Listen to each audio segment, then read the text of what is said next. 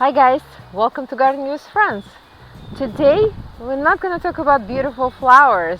Instead, we're going to talk about weeds. Weeds, if left unattended, can quickly take over and deplete nutrients from the soil and even choke out the plants. There are so many species of weeds, and many are non-native, noxious or invasive, and difficult to control. Weeds can be classified in many ways, including by their life cycle, growth morphological features, and other factors. Based on life cycle, weeds can be classified in annual, biennials, or perennials. Annual weeds grow rapidly, flower, set seed, and die in the single season. Biennial weeds have a 2-year life cycle. In the first year, they typically grow as a rosette of leaves, while in the second growing season, they develop a flowering stalk and set seeds. Perennial weeds die back to ground level in the fall, but send up new growth in spring. They reproduce by seeds or spread by creeping stems above or below ground, or by spreading root systems. Weeds can be also classified based on growth morphological features as grasses, sages, or broadleaf weeds. And now let's go get to know your weeds. But first, I'd like to introduce you to someone. Meet Wookiee, our new family member. Not sure about her gardening skills yet, but let's see how she can help us to hunt for weeds. Let's go, Wookiee! And here is the first one. American burnweed is a fast-growing summer annual that can reach 6 feet tall if unchecked. It has shallow roots. It can be easily removed by hand. When the flowers bloom, they display a cluster of silvery hairs attached to tiny seeds. It is native to North America and has several medicinal properties. The oil derived from the plant is used to treat wounds, hemorrhages, poison ivy rashes. This plant is particularly efficient in assimilating atmospheric nitrogen dioxide, an important greenhouse gas. The second one is carpetweed. This broadleaf summer annual with tiny white flowers lives up to its common name by quickly forming a flat mat over the ground. Its origin is debated, possibly being native to tropical America. Now it's naturalized throughout much of North America. This weed is easily removed manually by hand pulling. Try to remove plants before they begin flowering to prevent seeds from setting, as each tiny flower produces up to 35 tiny seeds. Virginia copperleaf is a native plant and a summer annual weed in the spurge family. Unlike many members of the spurge family, its stems do not exude the milky sap. It takes its name from the copper-colored leaves of its late summer color. It isn't invasive and can be managed by hand weeding, as it has shallow roots, and then mulching. It will grow up to 2 feet tall and self-seed. Birds eat the seeds, aiding in further spread. Prevention of seed production will help decrease the spread of the plant. Number 4 and 5, prostrate and spotted spurges are broadleaf annual weeds spreading in your garden, on the roadside, or growing from cracks in the driveway. Their mat-forming growth habit can choke grass. They spread by seed. A single plant can produce several thousand of seeds.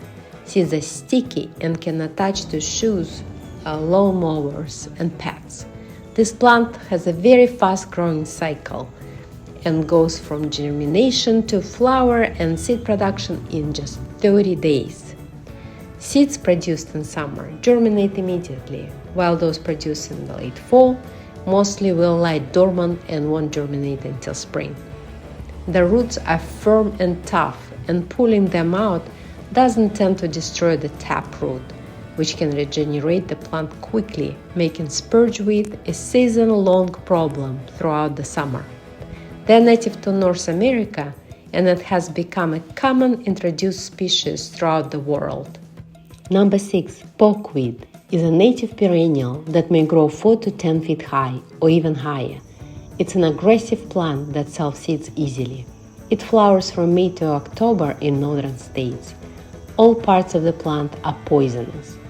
Digging can effectively manage pokeweed, though it often needs several years of regular attention to fully eradicate. The roots of all the plants can be 2-3 feet long or even more. Eating more than 10 uncooked berries can cause serious problems in children, although young leaves and stems, when cooked properly, are edible. Berries have been used as a wine coloring agent and to make ink and red food dye. The juice from berries was added to cheap wine in Europe to intensify its color. Also, pokeweed has some medicinal properties. Nevertheless, it's not the plant you likely want around. Number 7. Ribwort plantain is a common perennial weed native to Eurasia and thought to have arrived to the US first to the East Coast with early settlers and has since expanded widely across the country. It is edible. Its leaves can be eaten both raw and cooked. It is listed as one of the world's 12 most successful non-cultivated colonizing species. It is considered a species of environmental concern and has been listed as a noxious weed, agricultural weed, environmental weed, and/or invasive species in countries in almost all continents. Number 8. Broadleaf plantain is a broadleaf perennial weed originated in Eurasia and is considered to have been introduced to the New World through New England by Puritans. There, it was initially cultivated for its highly regarded medicinal properties. Young leaves are actually edible and can be eaten raw in salads. It reproduces mostly from seeds that develop from tiny yellowish-white flowers borne on spikes. Each plant can produce up to 14,000 seeds that can remain viable in the soil for 50 to 60 years. Landscape fabric can be effective to control this weed in flower beds. Number 9. Common mullein is a herbaceous biennial with a deep taproot. In the first year, plants are low-growing rosettes of leaves covered with a layer of fur that feels like flannel. In the second year, plants produce a flower stalk 5-10 feet tall. It has been cultivated by farmers and gardeners since colonial times. Native to Europe, Northern Africa, and Asia, it was probably introduced to North America several times as a medicinal herb. Flowers and leaves are brewed into tea. In the mid-1700s, it was used in Virginia as fish poison. It spread rapidly, and today it grows wild in many areas of the US. Individual plants produce 200 to 300 seed capsules, each containing 500 to 800 seeds, so that 100,000 to 240,000 seeds are produced per plant. The tiny seeds remain viable for decades in the soil, so it is difficult to eradicate it completely from an area. But it is easily managed in smaller areas by manually removing the plants before flowering. Number 10. Hairy galinsoga is a summer annual that belongs to the sunflower family and can often invade vegetable gardens to establish dense infestations. It has rapid seedling development, ability to bloom following a short period of growth, and producing multiple generations during a growing season. Hairy galinsoga originated in Central to South America and naturalized in North America.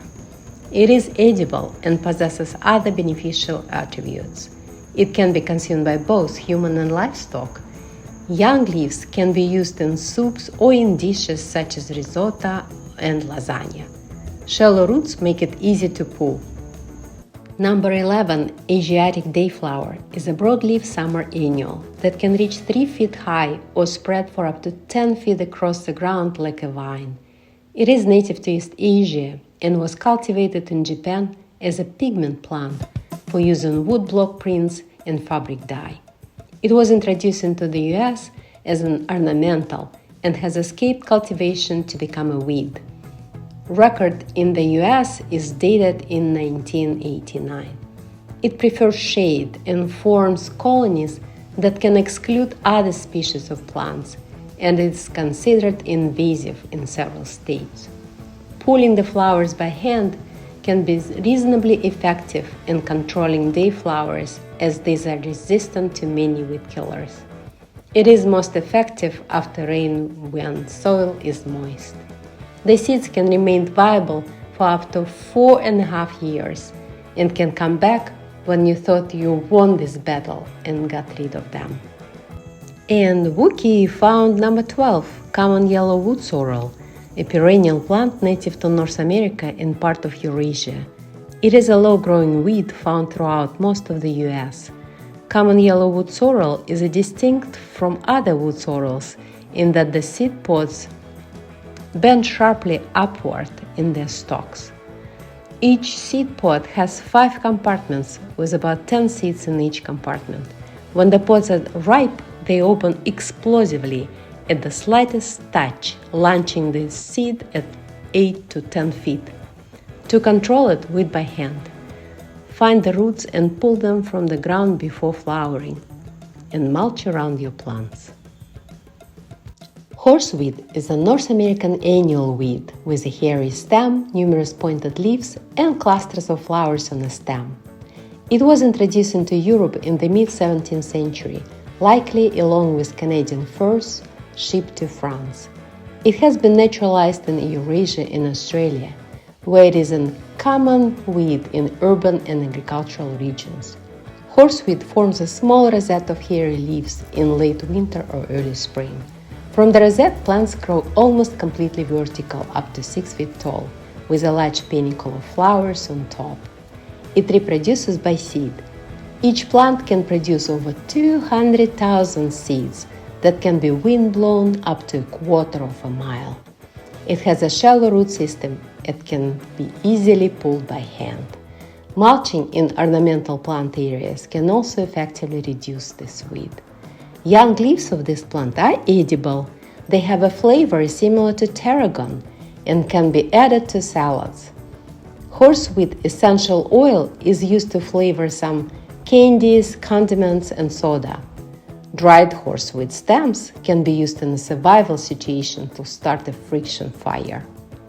Number 14. Nutsages are perennial weeds that resemble grasses, but its stems are triangular in cross-section. Most common and troublesome ones are yellow and purple nutsages. This is difficult weed to contend with, and it's very aggressive, and infestation is difficult to deal with. Purple nutsage is the world's worst invasive weed based on its distribution in over 90 countries and its effect on crops. Complex underground network of tubers, basal bulb, roots, and rhizomes ensure its ability to survive and reproduce during adverse conditions. I had a good success though in controlling it in my garden by hand pulling. Number 15. Shepherd's purse is a summer and winter annual weed that spreads rapidly and is tough to get rid of. It is a member of the mustard family. It's non-native and it's invasive in many areas of the US. Its common name refers to the nearly heart-shaped seed pods that form on its long stalks. They resemble the little leather pouches carried at one time by shepherds in Europe and Asia Minor. Shepherd's purse self-seeds prolifically and can produce several generations a year, so it can quickly spread through cultivated beds. It spread across the globe with European colonization and is now one of the most common weeds in the world. The leaves grow in a rosette and are edible in early spring. The seed pods add a peppery punch to stir-fries and salads. They are also a common ingredient in traditional Chinese cuisine. We looked at 15 weeds so far, and now it's time to ask Wookiee if she thinks we need to continue. Hey Wookiee! Oh, I think she wants to continue. Number 16. Goutweed is a tenacious, shade-loving perennial ground cover that happily grows in dry, shady spots where nothing else will thrive. An escapee from gardens brought from Europe and Northern Asia as an ornamental. Once goutweed becomes established, it spreads and spreads. If you haven't planned ahead and created deep barriers to contain its underground rhizomes from creeping through the garden, Within a short time, the foot-tall foliage will engulf you as stilby, hosta, coral bells, and anything else planted nearby. It was probably brought to North America by settlers as a medicinal treatment for gout and arthritis. Despite its bad reputation and its listing in some states as an invasive, goutweed is still widely available in nurseries. Number 17. Lambsquarters is a common summer annual broadleaf weed. It spreads by small seeds which can travel in the wind and live up for a decade in the soil.